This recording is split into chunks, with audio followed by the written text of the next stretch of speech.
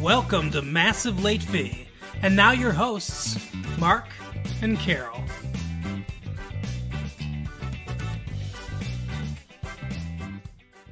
Well, hello everyone. Welcome back to Massive Late Fee. My name is Mark. With me as always is my girlfriend, Carol. How are you, Carol? Hey, what's up? It is October 1st, 1994. Halloween's coming up. Woo woo.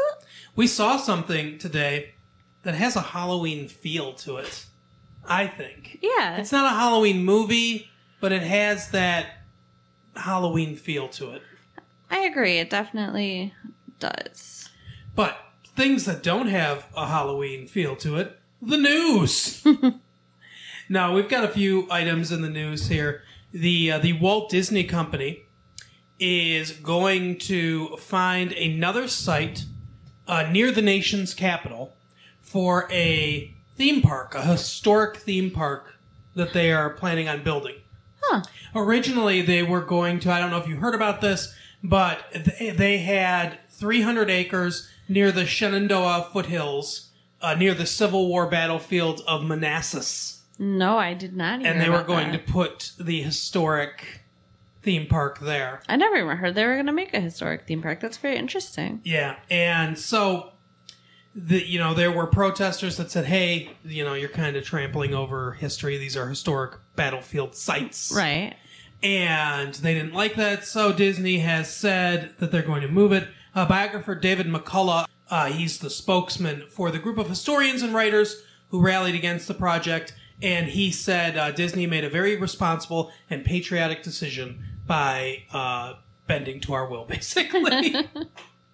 So now they're going to look for a new site for that. So good luck to them. Right. Hopefully they find something. Have you seen the sitcom Something Wilder, No. starring Gene Wilder? It's not getting very good reviews. It's one of NBC's rare misses, I guess, as far as sitcoms go, because I watched an episode of it, and I love Gene Wilder, that original Charlie and the Willy Wonka and the Chocolate Factory. Right. A great movie. It is. And I love him a lot, but this is not. It's not good. It's him and a wife and 2 kids, and all it is a painful reminder of what might have been had Gilda Radner not died of cancer. So. Wow. Yeah, that's all it is for me. That's pretty dark. Poor Gene Wilder. And poor Gilda Radner, I guess, but she's not around anymore to feel bad for her, I guess. Well, if she died, I mean, I would feel bad for her, yeah. She did die. Okay, then. You don't remember that Gilda Radner's dead? I don't even remember who Gilda Radner is. She was on Saturday Night Live. Okay. Saturday Night Live! Starring Mike Myers. So you're aware of, because this is a local story. I love a good local news story. Always. This is the Motown Historical Museum, Oh. Hitsville, USA. Okay. You're familiar with it, right? Mm-hmm. I believe it's on West Grand Boulevard. Mm-hmm. They're closing right now because they're doing some restoration. Okay. It's going to reopen next May. Have you ever been there? Yeah, I've been to Hitsville, USA. Have you? No. From Motown downtown on Have West not. Grand River at Hitsville, USA. Have not been Gladys there. Horton and the Marvelettes, and the hunter gets captured by the game. Alrighty. When they reopen, though, I'd like to go. We should do that. Yeah, it's very interesting. So there's a lot of there's a Jackson 5, Michael Jackson stuff. There's stuff from the Temptations. There's stuff from Diana Ross and the Supremes. There's a lot of stuff. Cool. Yeah. And that's basically it for the news. There's another story about some singers being on the Disney Channel and stuff like that. Peter Gabriel's got a new box set, so does The Who. The Who is still coming out with music, I guess. Wow. Isn't that drummer dead? Yeah, I was going to say they're in some denial if they're still coming out with new stuff. Yeah, I think, what's his name? Their drummer is dead. And... Boy George? What? No, that's really far away from it. Okay. So Boy George was popular in the mid-'80s, about 10 years ago. Right. And was the lead singer of Culture Club. Oh, He that was it. The one that dressed like a woman, kind of. Right. No, that wasn't their drummer. Their drummer... He had eyeliner like Ricky. Yes, exactly. But no, their drummer was... It did start with a B. I just can't think of his name off the top of my head. I keep wanting to say Bono, but that's the dude from U2. Right. It's... Oh my gosh, what was his name? He's a really good drummer, too. But, I don't know. But dead. I mean, not much of a good drummer anymore. Yeah, you have to not be dead to be a good drummer. That reminds me of a joke that my dad always says. So he's like talking about Sid Abel, the Red Wings' old goaltender, and he'd be like, "Oh, you know, if Sid Abel was on the team today, he wouldn't be any good." I said, "You don't think so?" He goes, "No, he's been dead like 20 years." Silly Willy. Yeah. So anyway, Keith Moon. That's what it is. Oh, okay. Doesn't start with a B at all. No, it does not. Keith Moon. That was the name of their drummer. Very good drummer, but dead. And then, but I mean, John Entwistle's still alive, and so is Townsend. Okay. And obviously, because they're releasing new stuff. Roger Daltrey. They would have to be alive for that. Yep. So we have established that the Who, well, not their drummer, who is not Boy George, are still alive. Yes, the rest of the Who is still alive. Yay. Anyway, but their music seems not relevant now. No, for sure. I'm not. Yeah. I like the anymore. Who. I like the Who. But they're old, and they need to just let it go. Exactly. Their oeuvre to this point, what they've put out to this point, is enough. You have now ceded enough of your music to the world, and that's it. You Retire. Don't need to do anymore. Retire. Exactly. Go I think Roger drink Daltrey's acting, I believe. Whatever. Anyway, so we watched some stuff. We did. What do you want to talk about first? You choose this time. Let's talk about Friends first. Friends? Yeah. What in the frick are you talking about? Friends? Friends? Like I'm from the South. You are so weird. What is wrong with you? There's no way to pronounce friends wrong. Other than friends. I'm trying to think about what chemical is that? All my friends. Freon? Yeah. Yeah. Isn't that antifreeze? No. Freon is the chemical in refrigerators and stuff. Antifreeze is completely different. But they're both cold. Antifreeze actually prevents things from getting cold. Never mind. Freon makes things cold. There's also Freon in our air conditioners. Okay. How about in our cars? Yeah. I mean, it's a bit of a different process, but yes. Sorry, so Friends, you were saying. But yes, they use Freon in the cars. But Freons, yeah. Friends. All my friends. I will step on you. What if I was from North Carolina? But you're not. But if I was from North Carolina, I'd say my friends. Yeah, we watch Friends. But you're not. And I don't think they would either. If I was from Georgia, I'd talk like this, and I'd say we watched our friends. You see how there's differences in the southern accents? Okay, so we watched Friends. Yes, very good. F period, R period, I period, E period, N period, D period, S period. That does not stand for anything. It should be the friends' names.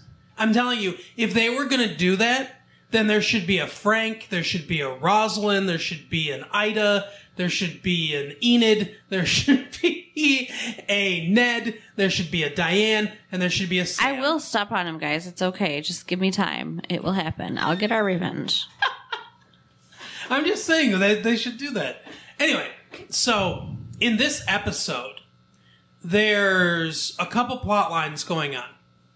So Rachel, the bratty one, the spoiled one, Jennifer Aniston. Oh yeah, that's her name. Okay, she needs to give the ring back to Barry. Yep, and then he does kind of look like Mr. Potato Head. He does. Yeah, he does look a little bit like Mr. Potato Head. He's got that, I don't know, there's some weird thing about him. Yeah. Well, I mean, part of it I think is that he's like balding and his shape of his head is very much like an egg or a potato. Yeah, for sure. But he's a dentist and oral surgeon. He's got a kid in the chair and everything. Right? Yeah. I guess, I don't know. I thought she said oral surgeon. I don't know. Anyway. Dentists make good money, though. Well, yeah, they're all doctors. But, I mean, there's a difference. Are they? Yes. I thought they just went to dental school. I believe dentists have a doctorate in dental medicine. I thought it was like a specialty.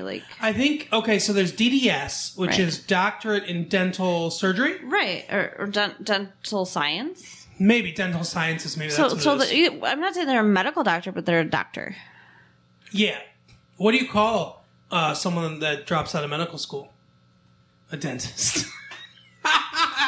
Got him. Got the dentists.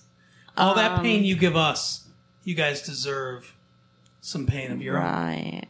But anyway, so yeah, he's something. He does things with teeth. I think he's a dentist. Okay. I think he also can do surgery. You know how some of the dentists are qualified to also do surgery? Sure. I think that's what he is. Okay. Because I think he's just doing a cleaning or something for that kid. He said the kid would be there for hours. Oh, yeah, that's true. I forgot about that.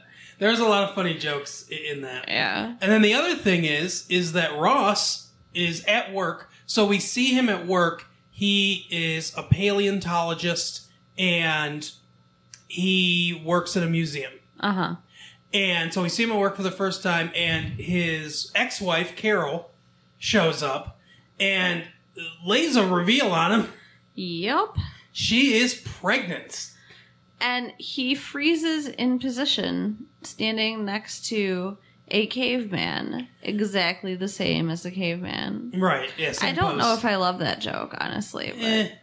It was a little easy. Yeah. I'll tell you, okay, so this show, we're only on episode 2. This show is funny, but it's like shotgun funny. Okay? So or machine gun funny. Okay. It's joke. Just imagine Rambo with an M16 just raking from left to right. Just joke. I don't agree, but okay. No, you don't agree? No. I think that's what it's and it's not bad. I'm not saying it's bad. It's just there are so many jokes in the show. It's just like every scene is joke. Some of them, most of them, are very clever and funny. Some of them are bad sight gags. There are some that fail. And I think this is one of the ones that fail. But I think anytime you've got as many jokes as this show crams in, then some of them are going to be not great. I don't know. I guess I'm going to have to really pay attention next time we watch it because it didn't feel that way to me. It doesn't feel that way because the writing's so good. That's why it's not a condemnation of the show. It doesn't feel that way because the plot is woven in such a way that it all meshes together. It's almost beautiful. It's like a beautiful tapestry of the way they mesh and merge the story in with all these jokes they're writing at the same time. It's truly, and I don't mean to be so effusive in my praise, but it's truly an amazing feat of how they're doing this. It's interesting how they're blending the plot and these jokes and making them feel naturalistic to the conversation in the whole thing. It's kind of crazy. Yeah. But so yeah, she's pregnant. So that tells me that they were having sex. They were getting down somewhat close to when they broke up. I have a suspicion. And she was a lesbian. And she is a lesbian. Yeah, what's up? I think that they tried a threesome. Oh. I think that she probably suggested a threesome with with him and Susan. Maybe even phrasing it as though it was for him. Because she wanted to try it out. Wow. And maybe that is what caused her. So that's how she got pregnant. Lesbian. But that's how, now here's the question. Was she always a lesbian? Well, okay, are we going to really get into that? Like, I just mean that was what tipped her over into the realization or admitting or choosing to live as a lesbian. I don't really want to get into, was she born a lesbian or when she became, no, I'm sorry I said it that way. I didn't mean to, open that can of worms. Okay. Okay. But anyway, so let's not get into anything interesting on the show. Well, no, I'm not, I don't have a problem talking about things, but I'd rather focus on the episode. Yeah. So that's a very interesting point. So she could have conceived during a threesome. Interesting. Does that make it more of Susan's, or Susan's wife, more of, what's the other one's name? Is Susan the wife? Yeah. No, Carol. Carol. Oh, okay. Yeah. Carol's is the ex-wife. Does that make it more of Susan's child than it would otherwise? Kind of, because she was there for it. Right? Kind of. Yeah. I didn't think of that. In a weird way. But anyway, so she's pregnant, and Ross comes back, tells his sister Monica and everyone that Carol's pregnant, and just in case you just tuned in, Carol's not pregnant. No. The character on the show, Carol, is pregnant. But anyway, so he says, well, they said that, they want me to be a part of it if I want to be. Basically, they left it up to him. That you can be a part of this if you want to be. Right. So. And if you remember in last episode when he says that he got them. Like, what did you get? Because she got all the furniture and stuff. She's like, I got you guys. Who said that? Why do you keep saying she? Carol. Carol said what? Carol got all the furniture and stuff, and Ross got the friends. Yeah. He said that last episode, and this time around, you mentioned, Phoebe kind of reinforced it when she's like... Yeah, she said, I miss her. She's so great, I miss her. Yeah, so clearly she was friends with all of them as well. Right. So weird. So, yeah, because you know how it is like that. When two people, obviously no one's married, in our school or anything, obviously, but people date. And when they break up, if they're both friends with, a group of people, people do need to make choices. Do I go with him? Do I go with her? Yeah, I guess. It happens, for sure. It happens. I don't think it has to. I don't think it always does. I think that's the norm. You always with your exceptions. Oh, but this time, and I know this person, and, Well, I don't like to look at the world as black and white. God. You and your nuance. Anyway. So... we'll go back to Rachel. I'm trying to remember exactly how this was structured, but she goes to see Barry and give him the ring back, and he lays a bomb on her. Yep. She said, "Oh, you look tan." So he's looking more like Mr. Potato because he's getting that brown. He's got that nice potato skin. Yeah, he's been in the oven for a while, and. So he's... Oh, now I want a baked potato. It's fun when you cook it just right. It gets all fluffy in the middle. Mm-hmm. It's like, yeah, it's good. With the butter and the sour cream. Right. A little bit of salt. Okay, sorry. Go ahead. I'm hungry. Anyway, so he says that he went to Aruba.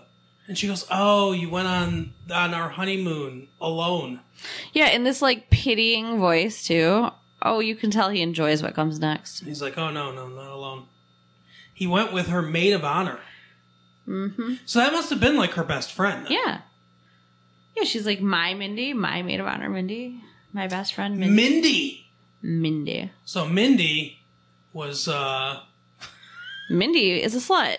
yeah, Mindy was getting down in Aruba. I think Mindy was getting down before Aruba. Do you? Yeah. You think they were cheating? Yeah. Babe. Yeah. Okay, if, like, I'm standing up in my friend's wedding and she backs out, I'm running out with her. I'm driving the getaway car. Uh-huh. I am not going on the honeymoon with the groom unless I have a pre-existing relationship with that dude. Well, what if she always had a crush on him, though? What if she always liked him? She never acted on it.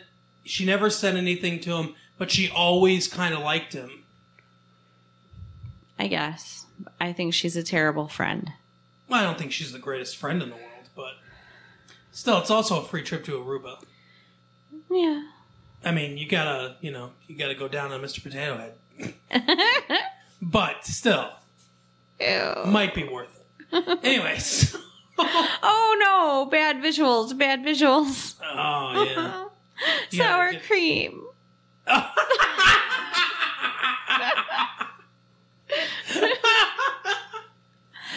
Sorry. Oh, wow. It's so funny though because prior to this, okay, Ross and Rachel were talking. And he has already been through the gut punch that is the visit from Carol. Right, yeah.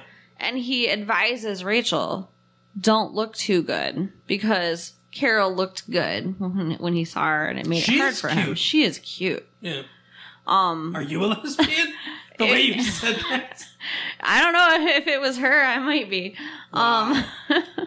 Anyway, so he's like, don't look too great. So she. Would it be weird to have a threesome? Like, so you just listen. Yes, it would be weird to have a threesome. You and me and another girl, right? Yeah. Would it be weirder if her name was also Carol? Yes. Because this person's name is Carol. The character's name. I mean, obviously not the actress, but the character's name is Carol. So got me thinking on that level. Would it be weird if you were both Carol? Yeah, because then I wouldn't know whose name you were moaning. You like that idea? No, I was thinking, like, I don't want to say your last name, but if I was like, oh, Carol C. I'm talking about Carol C. Yeah, that's fucked up. What were we talking about? Now I'm all derailed. I'm thinking about Mr. Potato Head and threesomes and yeah. He was advising Rachel not to look too right. good. So after she finds out that he's been on the honeymoon with Mindy, then she's all like fixing her hair and putting on makeup like when he had to leave the room. I didn't notice that. Yeah. That's funny. Yeah, he got called to the room for a second. She's like checking her reflection in the like lamp and stuff. Like That's funny. That's what I'm talking about. Where there's these jokes, like sight gags or written out jokes or whatever. They're all over the place, but they're woven in with what's going on. It's like a brilliant thing. That brings back the conversation from earlier. It's a great callback. It's a joke. It's really well written. But so yeah, and that's basically it. She gives him the ring back, and then there's a thing at the end of the episode. But I mean, that's basically her plot line, right? And with him, he goes to the OBGYN appointment. Mm-hmm. And they're doing, they're looking for the heartbeat and all that stuff. And basically kind of going over everything. But before the doctor comes in, they have a conversation about, they're talking about different things. It's Susan and Carol and Ross. And I think he mentions names. Like, what are we thinking of for names or something right, like that. Yeah. And she says, Minnie. That's such a terrible name. Oh, it's awful. Minnie. And then Helen was another suggestion. Yeah. And he goes, no, Helen's not good. And Helen Geller. And then they're like, what's wrong with Helen? He's like, Helen Geller? Because it sounds like Helen Keller. Right. And because that's his last name. And they were like, oh, it's not going to be Helen Geller. And he says Helen Bunch, because that's apparently Carol's maiden name. Right. And she says, well, we were thinking Helen I don't know what Susan's last name is. Bunch Wilk, I think, or Wilkes Bunch. Wilkes Bunch, yeah. I think that's what it is, Wilkes. Wilkes Bunch. And he says, why am I not in there? Right. You know, because, you know, I should have credit or whatever. And I totally agree with him. They act like he's being completely unreasonable. Right. That's his kid biologically. Yeah. It's his and Carol's. And he's there. He's going to be part of it. Yeah, Susan might be, you know, a stepmom or whatever you want to call her. And yes, she'll help raise the child, and she'll be an important factor in the child's life, and she'll be like a mom or whatever. But biologically, it's his and Carol's. Yeah. And if anyone's... I'm not saying they can't use her name, but if anyone's name should be in there, it should be his too. Agreed. So I think he was totally justified, and they're just being psychopaths. They are. They are being really mean to him. And at some point, he got so fed up, he's about to leave. Yeah, he was like, you know, I don't think I can handle this. I can't be part of this particular family. Uh-huh. But then... And then we hear the heartbeats. Yeah. And he stops. How far along is she, by the way? Why do you think that they can only hear that far along? No, you can definitely hear the heartbeats somewhat early, I think. But then at the end of the episode, as the credits are going on and everything, we see them watching a videotape of the sonogram, and you can see the baby moving, and it looks pretty big. Well, I mean, it could be. She could be a few months along and not be showing yet. I'm pretty sure, though, that when the baby looks like that you're really showing that it's close. Well, I don't know. You don't really know either. I mean, it's not like we have a ton of experience here, but I mean, you know, they take creative license on television, so yeah, I guess they do. I'm gonna assume that because she's obviously not showing, right? So she can't be that far along. Uh huh. But yeah, so and then Rachel calls Mindy. Mm-hmm. And what does she do?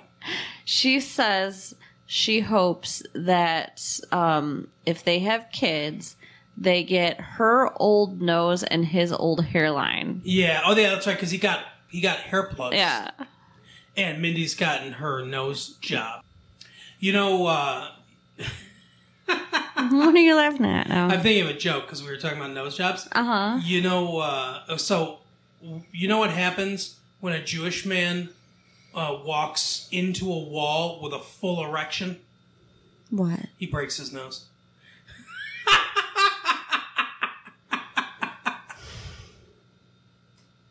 Oh, okay. Wow, that took me a minute. Ew. Yes, it did. That's gross. What's gross about it? Him breaking his nose? Because that means he has a tiny penis. Well, I think really the joke is more a commentary on how big a Jewish person's nose is. I know, but I mean, think about it. I mean, the biggest nose, it'd still be a tiny penis. Yeah. It's sad, really. It is sad. But, you know, they have to have decent-sized penises because they got to go through that sheet.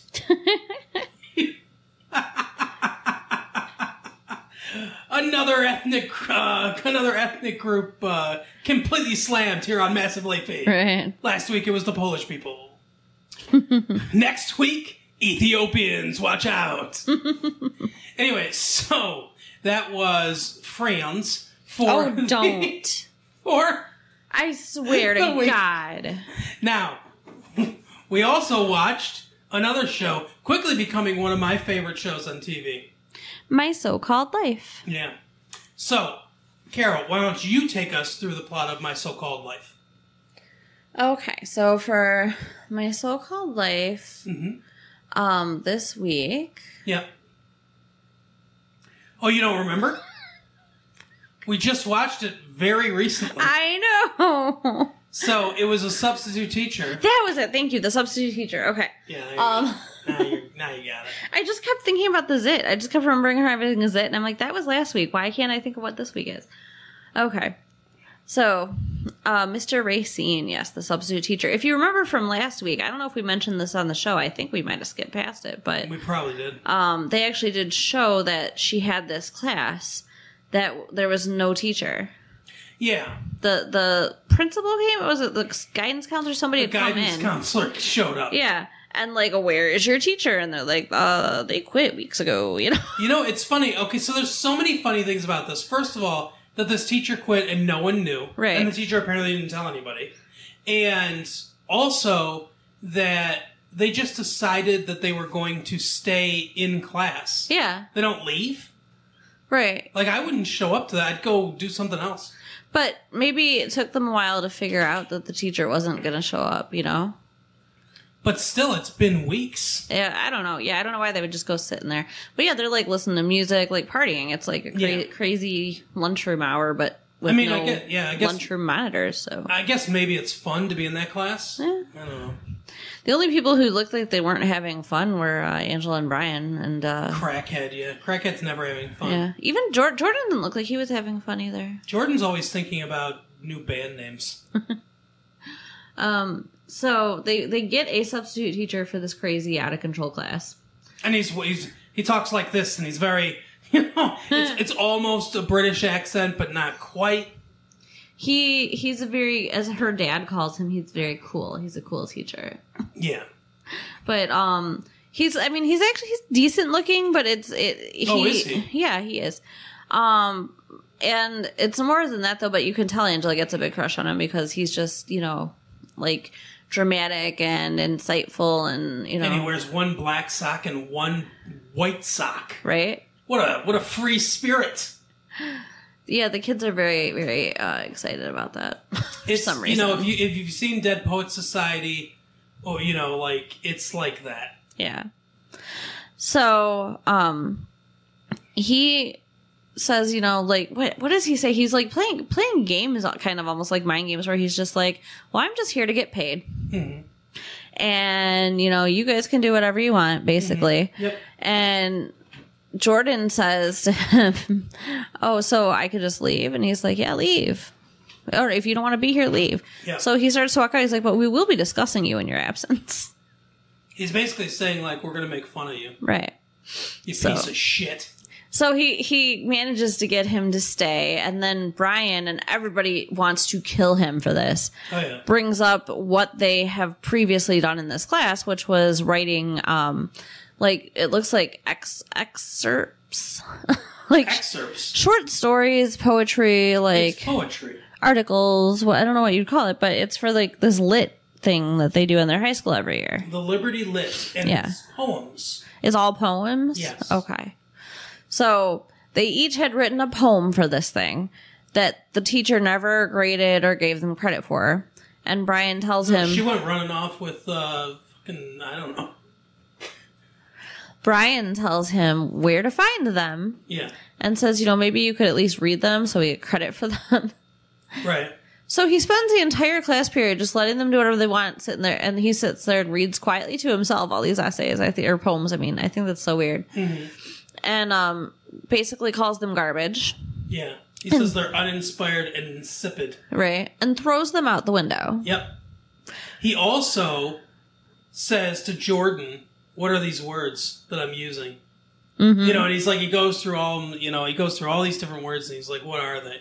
Not verbs, not nouns. And he's like, adjectives. He's like, yeah, adjectives. He's like, don't play dumb with me. I'm on to you. Like, he's basically acting like Jordan's the smartest kid in the class. Well, the thing is, apparently he is smart, but, we'll get to... Remains to be seen. We'll get to the bombshell. According to this teacher, he thinks he's smart. Now, he read whatever it is that Jordan did. We don't know what Jordan did. Yeah. So that might have given him some kind of insight. Jordan might have might be drawing pictures. But they were the smartest, most beautiful pictures. It was a pictorial of his ideas. But it's so weird because I'll just throw it out there that we find out in this episode Jordan can't read. Yes. The teacher actually tells presumably he can't write. Right. And the teacher actually tells Angela's dad that, which I think is so inappropriate. Yeah, it's weird. It's almost like he's ranting to himself. But her dad's there. Yeah. Angela's dad. Yeah. Angela's dad's there. So Jordan's dad doesn't exist. He starts paying special attention to Jordan. And I wonder too, what made him hone in on this kid? That's the only thing I can think is like Just knew it. because he read what he wrote, so he What probably could he have written? If he can't read, he can't write. What could he have written? well. He either didn't have a paper there, or it was really hieroglyphics. Well, or maybe it was like second grade level writing. I mean, maybe like so he can read a little bit? Right. I mean, that's what I'm thinking. So it was Dick and Jane. Or maybe he just copied something. Maybe. Maybe he went to a book, had no idea what any of it meant, and just copied something down. That's totally possible. I've never, like, I can read, and I don't know if I don't know of anyone that can't read that's not, you know, a young child. Mm-hmm. So I've never thought about what, but I know there are people that are illiterate out there that somehow make it through school, and I've never thought about what methods they might use to do that, to get through school. Right. But I could see that. I could see somebody plagiarizing, being part of it, just copying something that they see in a book. They don't know what it means because they can't read, but they know it's a poem. Right. So they just copy it. They're like, to go to a librarian, where's a book of poems? And then you just randomly pick one. Wow. Because you can kind of tell where it starts. Yeah. And then just copy it. Yeah, you could do that. But, I mean, whatever it was that they were doing, because he has Jordan staying after class with him and stuff, and, like, you know, whatever he's doing, he figures out that he cannot read. But he acts like he can. He hadn't addressed it head on, because he even, like, gave him, like, the first time he gave him a book. Yes. And, you know, he's like, what did he say to him when he gave it to him? He's like, oh, you left this behind. Mm-hmm. No, I didn't. Yes, you did. Right. Like, he's trying to get him to read it. And then, when they're talking about a haiku. Yeah. He wants him to figure out what the haiku, you know, he asks him, is this poem a real haiku? Right. And he doesn't know, so he throws him a book to figure it out. He's like, look it up. He probably didn't, probably couldn't. He probably figured out maybe then that he couldn't. Maybe that's when he found out. But even then, he gave him a book of haikus. Right. And said, and getting frustrated with him, you know, read all of these haikus. They're 17 syllables each. 575. 575. That's what it says. 12. No, 17. That's yeah. what a haiku is, 575. Yeah. So it's not a lot of syllables. So read them. But then when he walks out of the room and he's all mad, and he's like you said, ranting to himself, he's like, no one has bothered to figure out that incredibly bright boy hasn't quite learned how to read. Right. So if he knows he hasn't learned how to read, why is he telling him to read haikus? That doesn't make sense to me. I don't know. Is he trying to get him to admit it? Is he... I don't know exactly what he's doing. But... And it never gets to pay off, either. Whatever it is he's doing. Not in this episode. I mean, maybe it's something they'll bring up later. I don't know. Yeah. They did that with... I mean, this is one of those shows where it seems like things that happened in the previous episode actually matter. Because she was in the car with Jordan... That one episode with the fake ID, and then that became a plot point for another episode where, you know, everyone said full sex in the car, you know, and everything and stuff. So maybe that stuff will, you know, maybe we'll continue with the storyline of him not being able to read. I mean, I hope that we do, and I think that we will, but it's just that whatever the teacher was doing got interrupted. Yeah. Yes, because, okay, so... He throws everyone's work out the window and then says, you know, we're going to start over. And he basically says that it's got to be raw and real and honest and everything. Which, you know, the things that he's saying is true. I mean, good writing is above all else honest. Yeah. That's the most important rule of writing is honesty. For sure. So... They start writing these things. So they all write new poems, and he says they have to be anonymous, so no one puts their name on them. Mm-hmm. And when they're done, he just gathers them all in a basket and has everybody draw out somebody else's poem to read. And there's one poem in particular that stands out because it's dirty. That's where the haiku thing comes from. It's a haiku for him. Correct. Talking about having sex in the basement. But it's not an actual haiku. No. No, and that's disturbing to me. Why is it why is that disturbing to you? Well, because she seems so smart, the girl that wrote it. Yeah. Why doesn't she know what Why doesn't she know what a haiku is? No, it was the old best friend. I think she knows what a haiku is. Sharon. Oh, is that her name? Yeah. She's sharing that guy.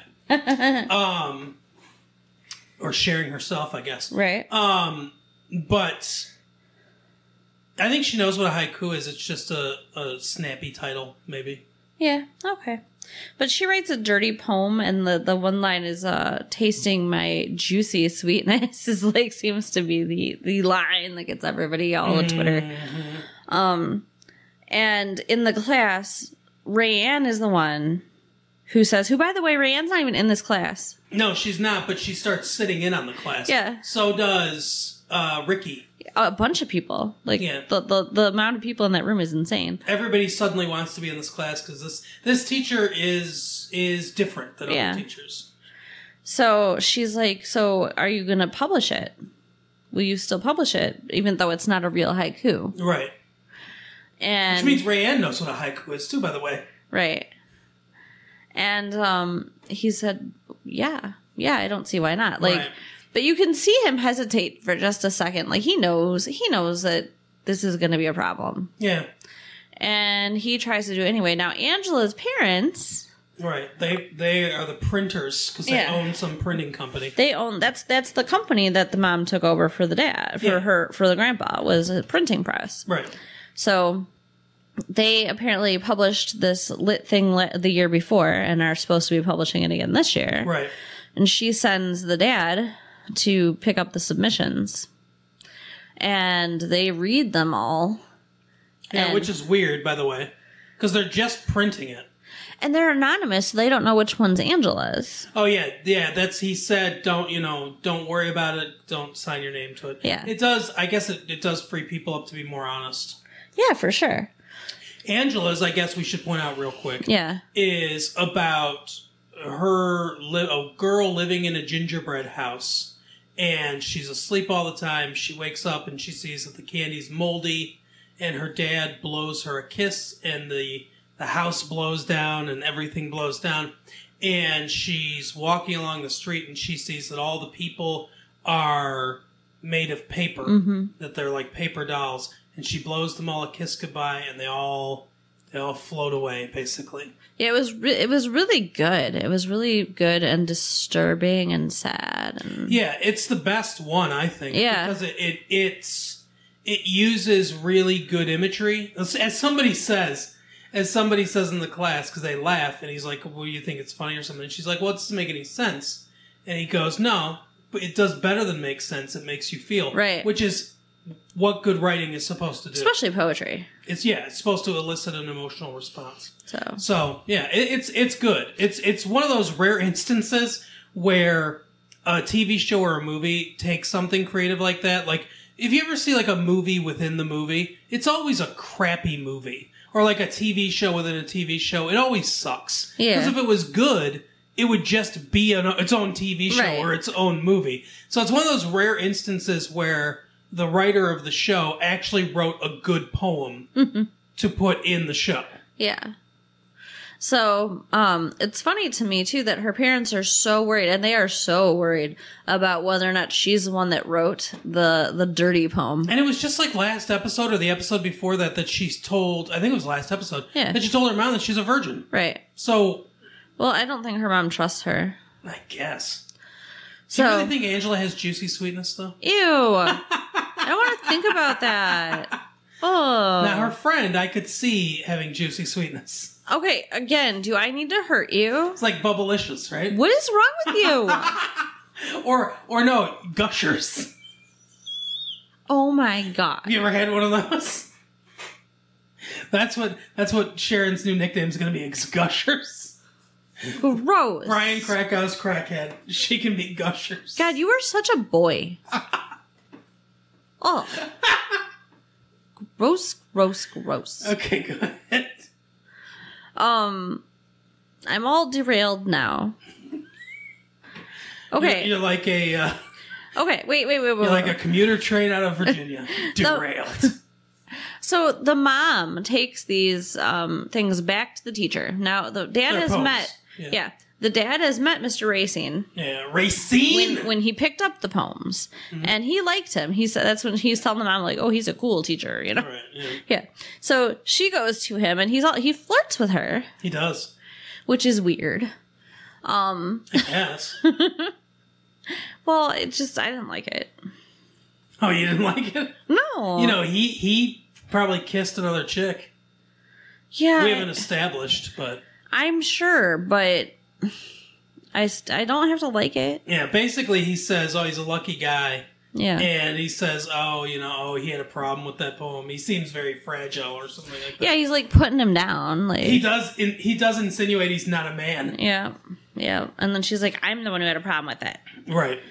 Which she did. And she asked him too at the end, she's like, so did Angela write? Because she's all offended, like, I don't care if Angela wrote it. That's not what I'm, worried about. Like, it's just not appropriate. And he convinces her to go ahead and publish it because he's, calling her out for wanting to censor. Correct. Censor for censorship's sake. Right. And so she agrees that it's not her call to do that. But he's leaving. It was kind of cute to me when she's like, is it Angela's poem? And he just like smiles and walks out and doesn't tell her. He's like, yeah, she's writing about me. Oh. That's what Crackhead thinks at the end of the episode. Yeah. Well, you think he's cute, right? He is. Yeah. For an old guy, yeah. For an old guy, he is cute. Anyway, stop shaking your head at me. If you guys could see the look that he is giving me. Stop being all jealous. So, would you let him taste your juicy sweet? Would you stop with the juicy sweetness? Oh my god, now I'm picturing juicy fruit gum. There you go. Yeah. Yeah, there you go. Juicy fruit. Bubblicious is the juicier of the gum, but juicy fruit actually is juicy in the title. Anyway. Bubble tape. Mr. Racine gets in big trouble. He does. Because when... Sort of. That's what it looks like. Would you like to tell them? No, go ahead. When the lit... Because... I'm just joking. Go ahead. I want something to throw at you. Okay. Oh, wait. Here. I found it. Ah! My torso! Jesus. Go ahead. So, everybody is grabbing copies of this, and it's like... It seems like word has gotten around about this poem because... Everyone's reading it. Everyone is, very intently reading this lit magazine. And the principal rips one out of one of the secretary's hands. Yeah. Which is so rude. Apparently, these secretaries need a good erotic novel or something. Right? And walks into his office and shuts the door, and 2 seconds later, he's like... I want to see Mr. Racine after the last bell or something. Yeah, that's the fastest I've ever seen a principal masturbate. Because he closes the door. It's very close.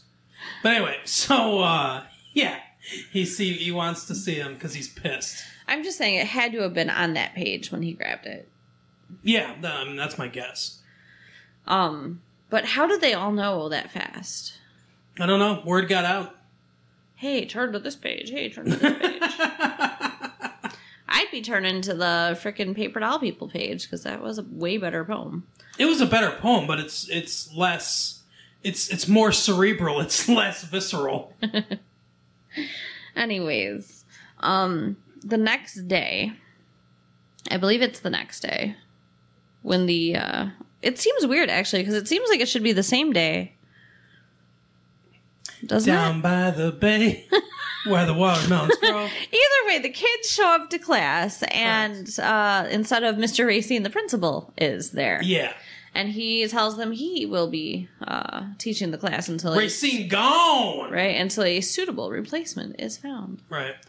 And Racine has literally just been fired, obviously, because he's walking out. They see him. They run to the windows. There's this big emotional, Mr. Racine, don't leave Oh, Captain, us. my Captain. Right. And the principal's all yelling at him to get away from the windows, so yeah. They run out there, Angela and Rayanne and Ricky run out there. And they're like, is it true? Did he fire you? I can't believe this. But he actually quit, we find out later. Yeah. Well, he goes, why? Because injustice like that doesn't happen? Grow up, you fucking losers. And then he leaves. Yeah, he was kind of mean. He was. And she like freaking she gets all scandalized and upset about the fact that the principal says that no one can have a copy of the lit. Yeah, it's being destroyed basically, and if anyone's seen distributing it, they're going to get suspended. Well, not even. I don't mean it was just having it. I think, but she no, it was distributing. Well, I mean that was part of it, but you might be right. He might have said just having it. But either way, what Angela decides to do, like as a protest, is to distribute, to make copies of it and pass it out. So she skips 2 classes, not even just 1, 2 classes to make copies. Yeah, but you're skipping some things. Okay, what am I skipping? Well, before she does this, she goes to see him. Was that before? I thought it was after. Oh, no, you're right. You're right, because that's where they find out. Yeah, go ahead. Sorry. Okay. So, I'm wrong. You're right. Anyways. You should see the smile on her face. After I said that. She starts distributing it because she doesn't, she's like protesting the censorship. You're right. The one thing that did happen, I guess, is that we find out that Sharon is the one that wrote it. Oh, yeah. Sharon and Rayanne are in the bathroom together, and Rayanne's like, oh my God, I'd be like mortified if people thought I didn't write it because everyone thinks she wrote it. Right. And so they basically kind of agree. They come to a gentleman's agreement that Rayanne will take credit for it and Sharon won't. Well, Sharon's boyfriend's got to know. Because I assume she's still dating that jock guy. Yeah. Well, that likes her breasts. Yeah. And her juicy sweetness. Ugh. I want to think about her juicy sweetness. I guess I'm definitely not a lesbian because that does not in any way arouse me. Okay. So we were talking about, before the frickin' juicy sweetness again, we were talking about the distribution of censored material. Correct. So she gets called into the principal's office and her parents get called and thinks she's going to be suspended. Right. She wants to be suspended because she's doing this in protest. She wants to be a martyr. Right. And he doesn't suspend her. No. He looks at her record and he kind of, he's like, I'm not going to suspend you.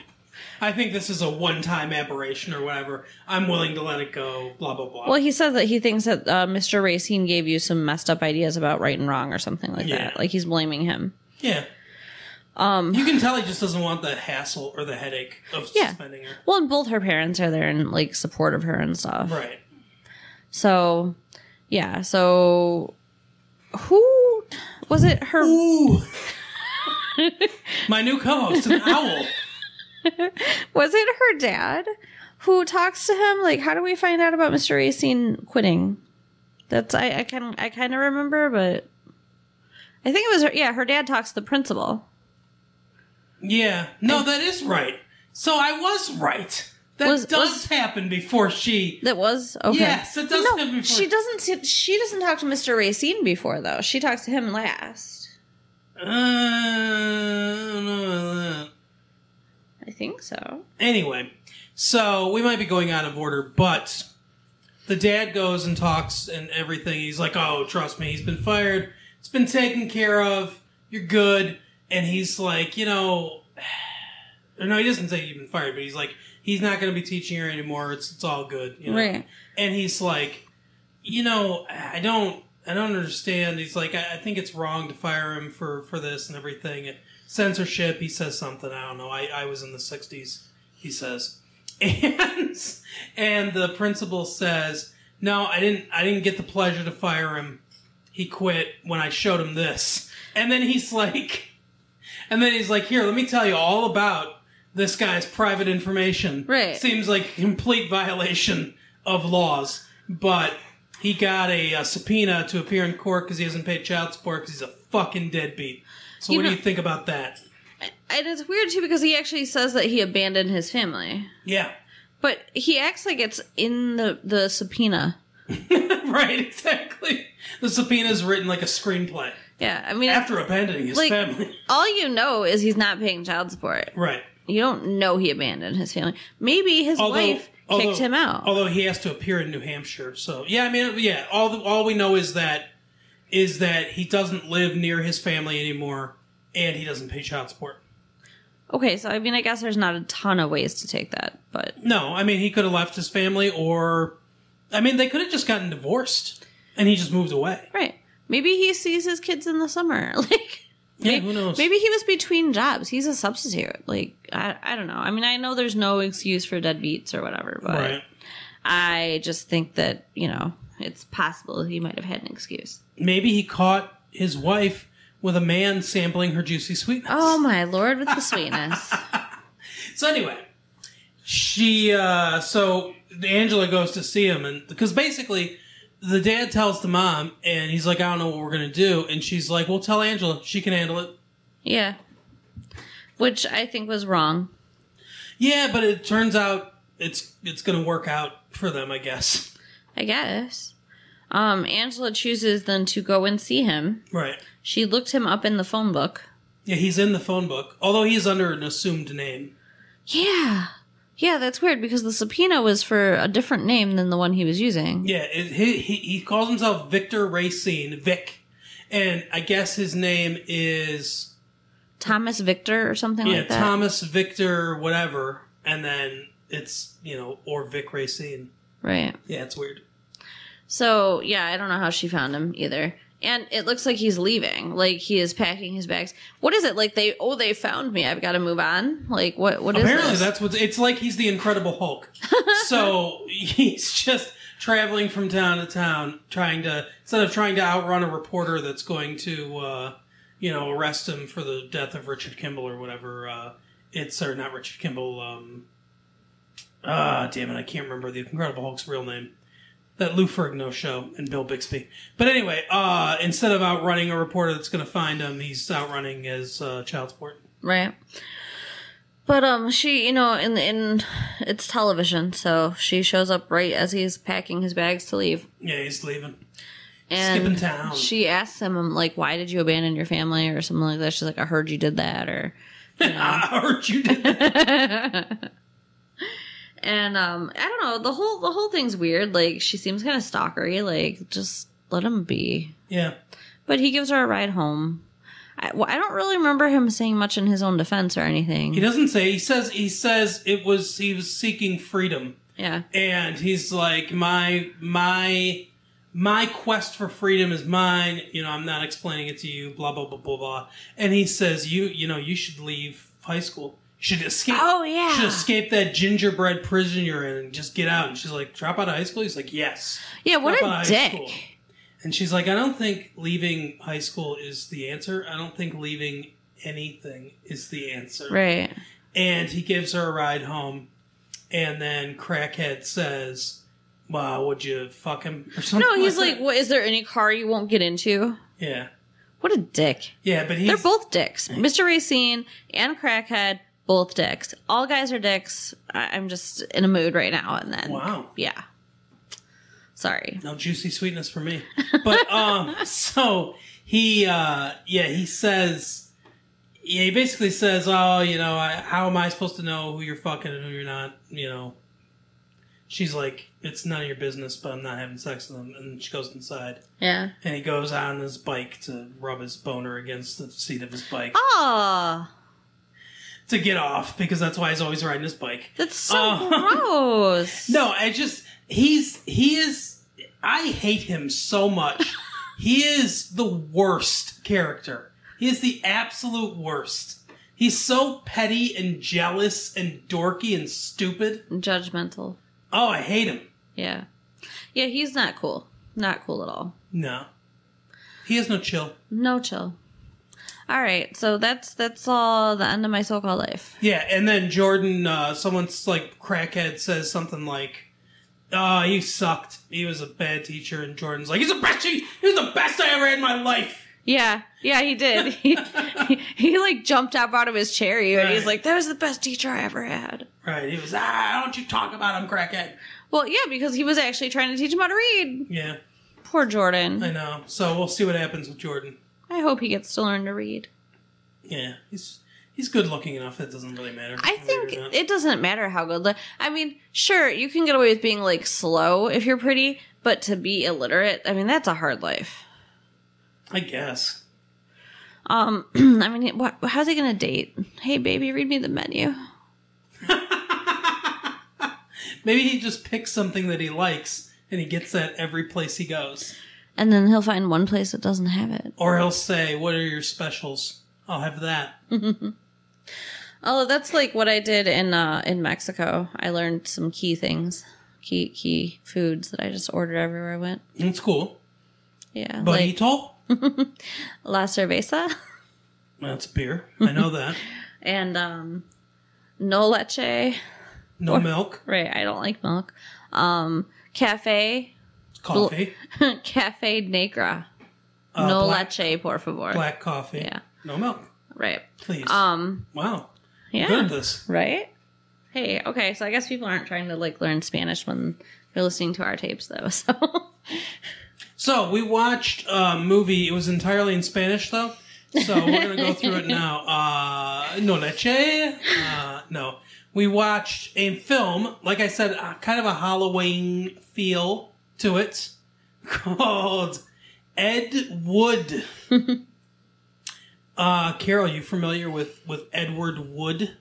Not before I saw this movie. So, for those of you that are not aware, Ed Wood was a director in the 50s.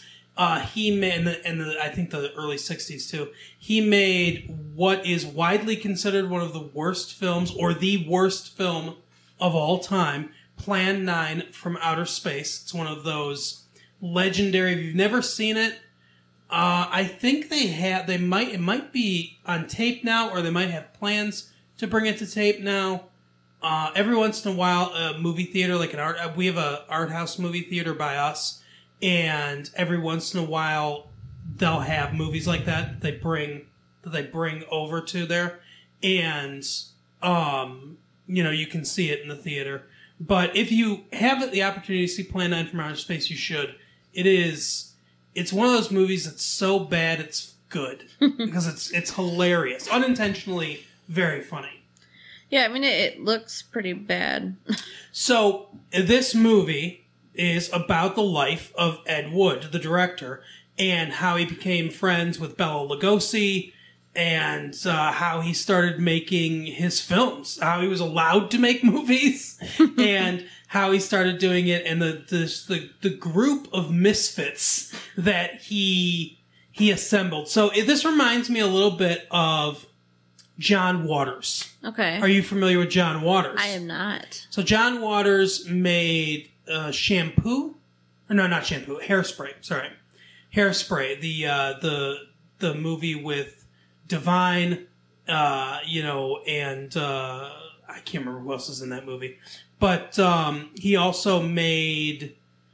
Oh, I can't remember. Divine was one of the people that he used a lot in his productions. I'm trying to remember some of the other movies that John Waters did Serial Mom. Okay. Which we watched. Yeah. But John Waters would collect this group of, affectionately, not in a like derisive way, but freaks. So like Divine was a dude that dressed up like a woman.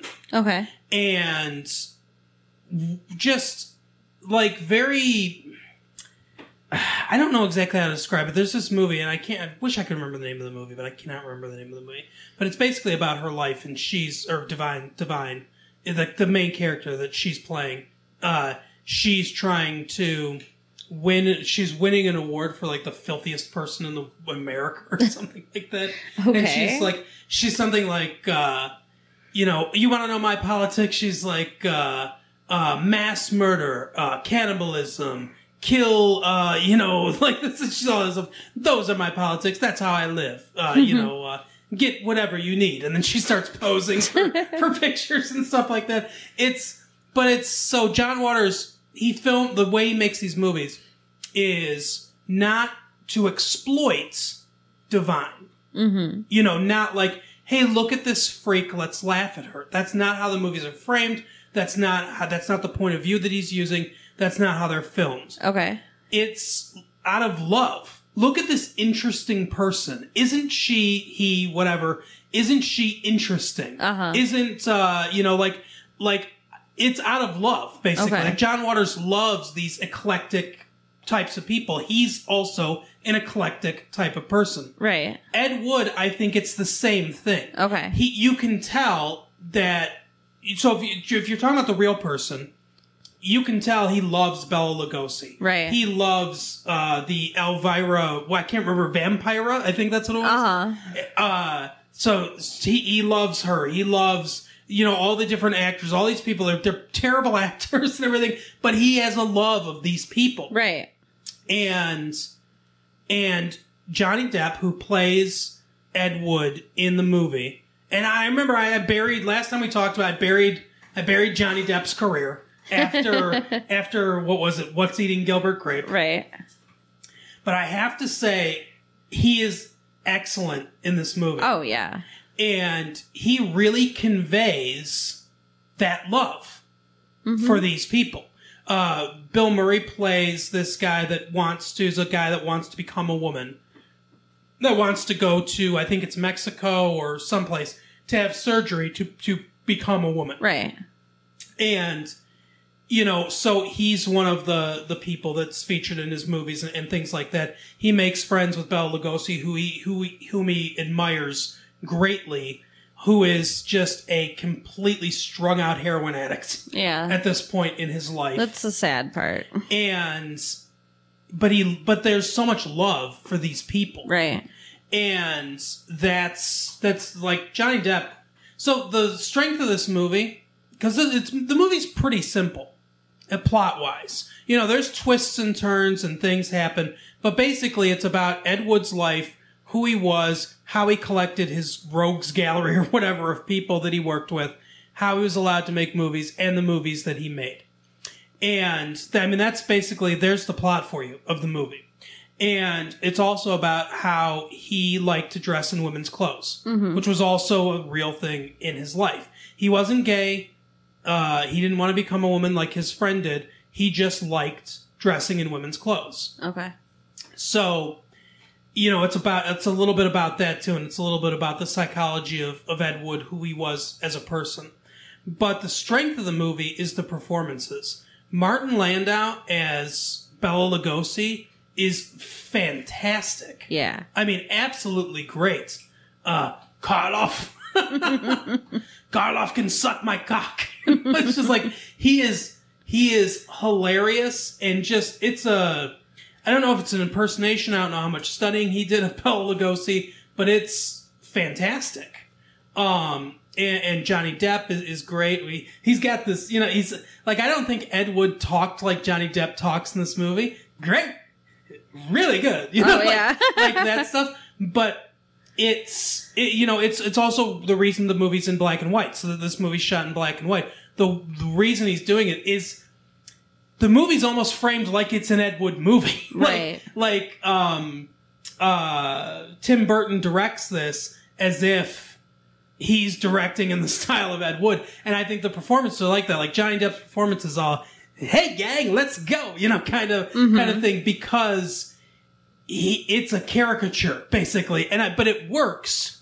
In a lot of movies it wouldn't work, but playing it that way works for this character in this movie. Now, can we talk a minute about the direction of this movie? Because do you remember Airheads? Yeah. You know what I read? No, what'd you read? Michael Lehman, who directed Airheads, was originally supposed to direct this. Wow. You know the most amazing thing about that fact? What? Is that you remembered his name. It's because I wrote it down. But yeah, that is weird. Yeah, I can't imagine it being done by anyone else. This is definitely a Tim Burton movie. Absolutely. And Ed Wood as a person is a Tim Burton type of person. Right. Yeah, Airheads was a great movie. It was funny for sure. But if we saw this movie if it was similar to Airheads, it wouldn't have been good. Yeah, Airheads and this are so different. Right. They're both funny, and they both have their serious-ish side, I guess. Airheads doesn't really ever get serious. It talks a little bit about, some serious issues, I guess. Not really. But, yeah, that's true. But, I can't imagine, and I don't know, maybe Michael Lehman's version of this or vision of this would have been similar-ish to what Tim Burton did. I guess maybe. I don't know, but it's hard to say because Tim Burton has such a unique vision for anything that he does. Whether it's Batman or Edward Scissorhands or any movies that he makes, he's a very unique director. Yes. And this, like you said, clearly has his stamp on it. Mm-hmm. This is his movie for sure. Because it feels like Edward Scissorhands. It does a little bit, yes. And I mean, Johnny Depp again, Yeah, it's a hyper-realistic world. This isn't a pure biography. Right. I don't know the exact facts of Ed Wood's life. Mm-hmm. How everything played out. I know he liked to dress in women's clothes. I know he was married to someone at one point and then they got divorced and he started dating somebody else. I know he was friends with Bela Lugosi. And I know that, that guy that we see at the beginning of the film where he's like,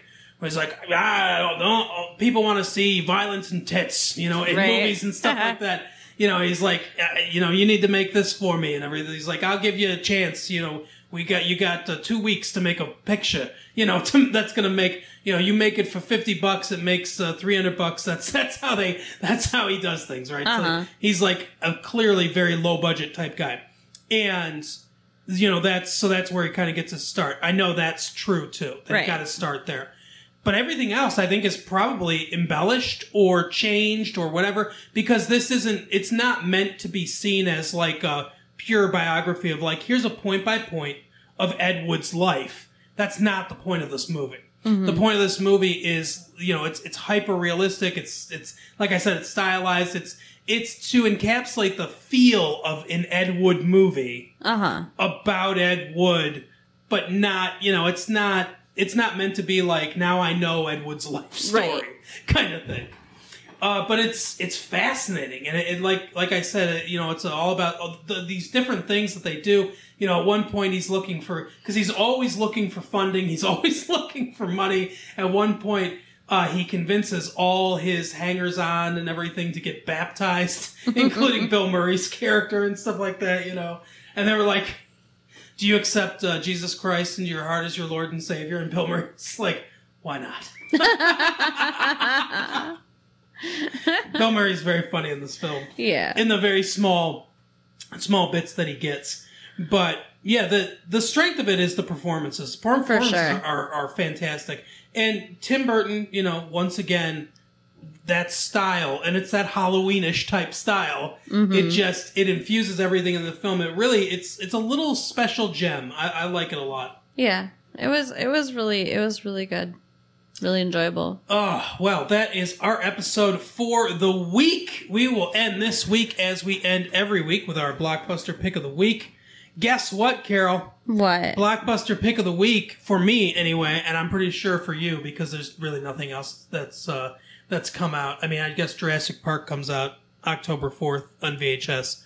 I rent it, I guess, if you haven't seen it, but man, if you haven't seen it, and you didn't see it in the movie theater, oh man, see it on the big screen. It's still good, rent it again. I mean, yeah, but still, the big screen, that's the way to see this picture. Yeah, for sure. But, The Nightmare Before Christmas. Tim Burton again. Yep, right in time for Halloween. Mm-hmm. Nightmare Before Christmas. A very enjoyable movie, I think. Super cute. Yeah, it's one of those where making Christmas. La, la, la. It's kind of for kids, but it's also kind of not for kids. It's it's a stop motion type of claymation-y type of animation. About Jack Skellington. Yeah. And he's the mayor or the leader or whatever of Halloween Town or Halloween Village or whatever. Right, and then they want Christmas. Yeah, they feel that their holiday isn't important enough or whatever, and they want to take over Christmas. Mm-hmm. They want to take over other holidays. And they have these portals to all these other holidays. It would be so interesting to see them go to Thanksgiving Town or 4th of July Town and stuff too. Yeah, I know. That would be cool. Super cool movie. We should make that. Yeah, absolutely. Super cute film. I enjoy it. If you haven't seen it, it's definitely worth a rent. Yes. If you like Tim Burton in any way, you'll like this movie. And you've listened to this much of us talking about Tim Burton, so I'm guessing you do. Right. So that is our episode for the day. Carol, take us home. All right, everybody. With your juicy sweetness. Oh, leave us some stars and tell people to listen to us and leave us some money if you can. And if you can't, just enjoy. Right. All right. Have a good night, everyone. We will see you next time. Bye.